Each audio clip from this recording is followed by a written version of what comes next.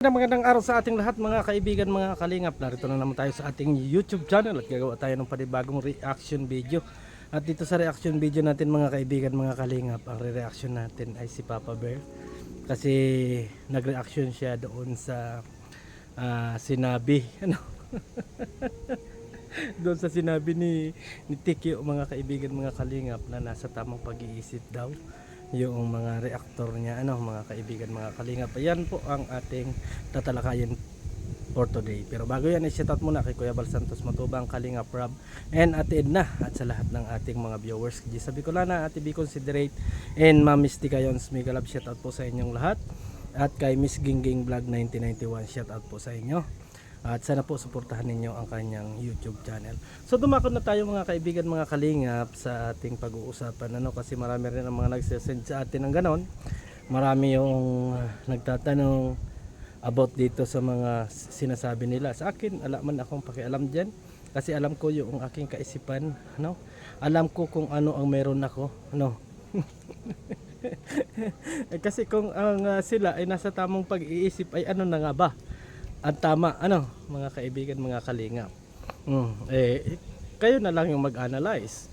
Ang dami nag-send sa atin na kung ano-ano laban doon. Pero sabi ko nga, mga kaibigan, mga kalingap, ako may sariling kaisipan. At alam ko sa loob at isip ko, ako ay nasa tama pang pag-iisip. Iwan ko lang sa iba ng mga kaibigan, mga kalingap. 'Di ba? At ito, bago natin talakayin yan at panoorin natin si Papa Bear, mga kaibigan, mga kalingap, anuhin muna natin itong mga nag-iimbestiga daw, mga nag-iimbestiga. Shout out po sa inyo kung ano man sa ngayon ng gobyerno kayo dyan, kung ano man yung inyong adhikain, at baka yan naman ay for content lang, kaya wag kayong masyadong magpapaniwala, wag kayong masyadong magpapaniwala sa mga ganyang mga estilo na akala mo ay napakakatalino at akala mo ay napakagagaling. Ay ang tanong ko, ano yung prueba nila at ano yung motibo nila? 'Di ba? 'Di ba? Para sa akin hindi magandang yan, may lisensya ba sila? Yan yung mga tanong natin. Ano ba yung mga nila diyan, katungkulan nila sa gobyerno, kung ano, 'di ba? Kaya tayo mga kaibigan, mga kalingap, ay huwag kayong magpapaniwala sa mga ganyang tao, kayong magpapaniwala, at kung sila ay naniniwala at kung sila yung may tamang kaisipan, ay awan ko na lang. Awan ko na lang kung sino nga ba ang may tamang kaisipan, mga kaibigan, mga kalingap. Nagbubunyi sila dahil sa kanilang usapin na may tamang kaisipan. Sino nga ba ang may tamang kaisipan, mga kaibigan, mga kalingap? Panoorin muna natin si Papa Bear para sa ganon mas maganda at makakuha tayo ng reaction video, mga kaibigan, mga kalingap.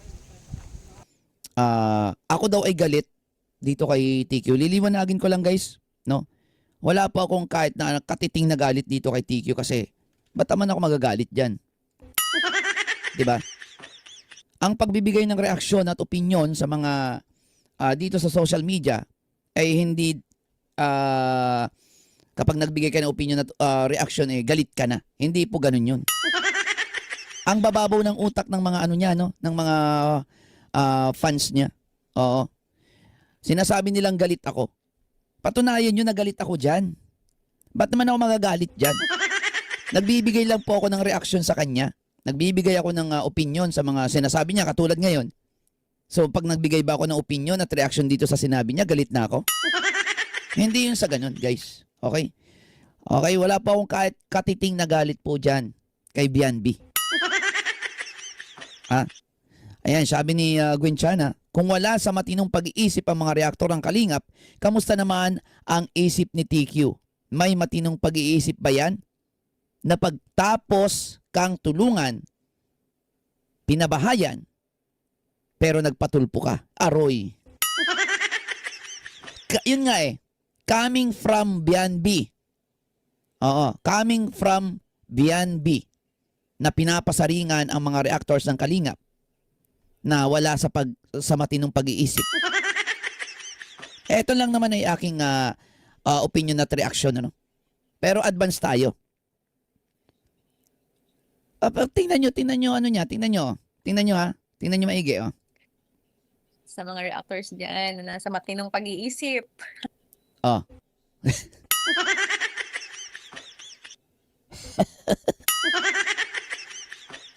Mga reactors niya yun.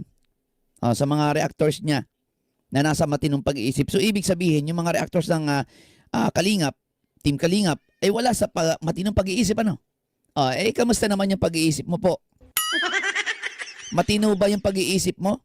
Na pagkatapos kang pabahayan, tulungan ng Kalingap, kung yung mga reactors mo ay nasa matinong pag-iisip, at ang reactors ng Team Kalingap ay wala sa matinong pag-iisip, ano ka?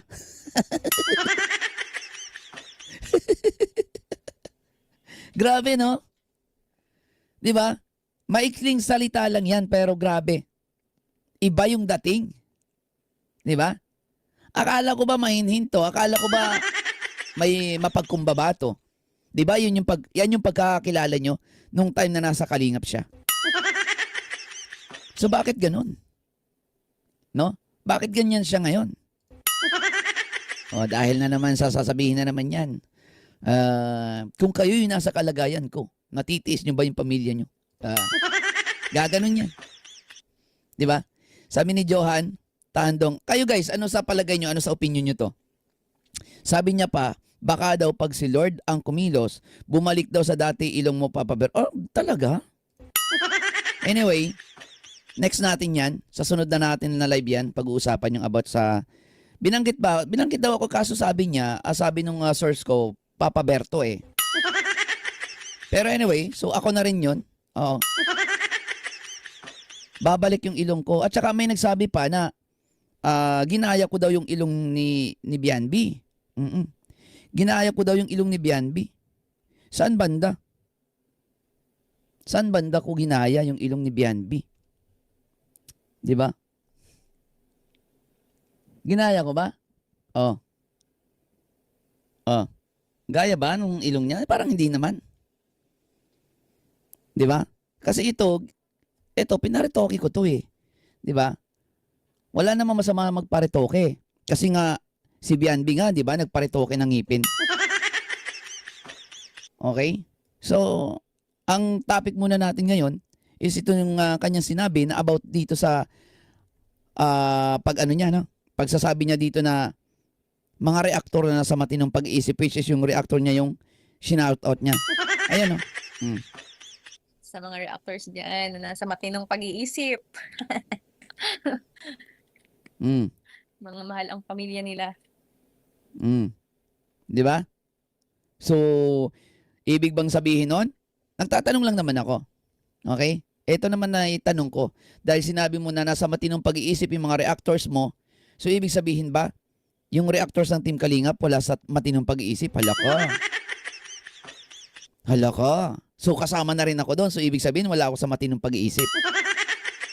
Sa reaksyon ni Papa Bear, mga kaibigan, mga Kalingap, parang nagkakaroon sila ng personalan, at parang nagkakaroon sila ng usapin sa mga bagay-bagay na ito. Ito lang yung masasabi ko na about yan sa mga pangyayari na yan. Kung ako lang sa inyo, kasi alam naman ninyo na maraming nagsisend, maraming na ganyan.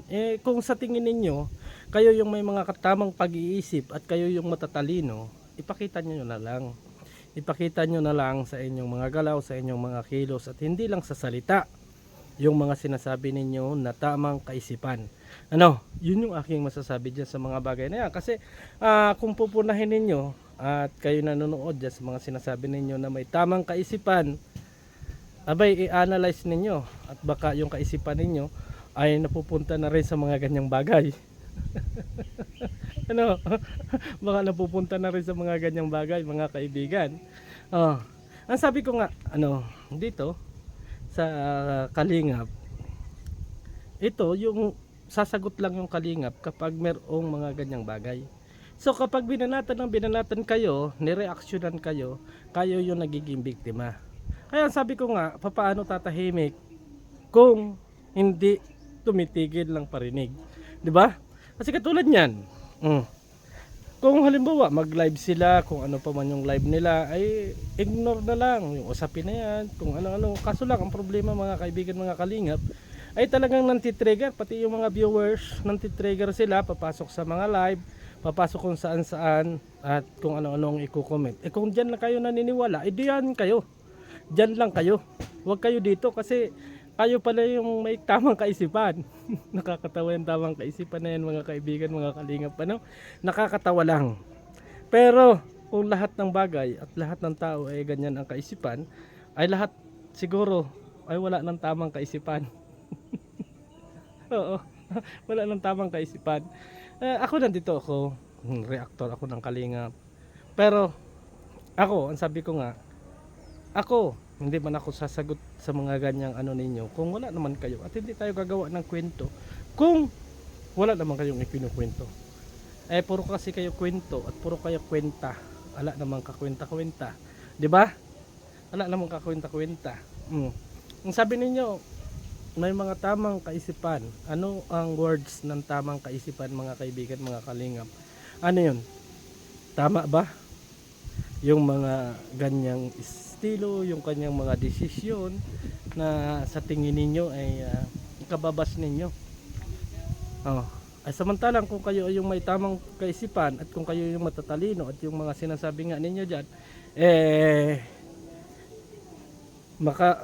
sabi nga ni Papa Bear, ginamit pa ninyo ang Diyos about sa mga bagay-bagay na ganito, dapat ay hindi kasi totoo yung nasabi dyan ni Papa Bear, mga kaibigan, mga kalingap, hindi gagawa si Lord ng ikakasama ng ating kapwa.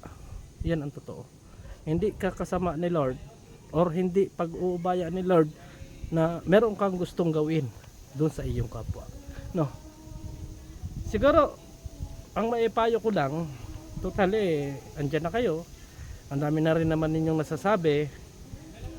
Bago kayo ma-reactionan, kayo naman ay yung parang feeling na aping-api.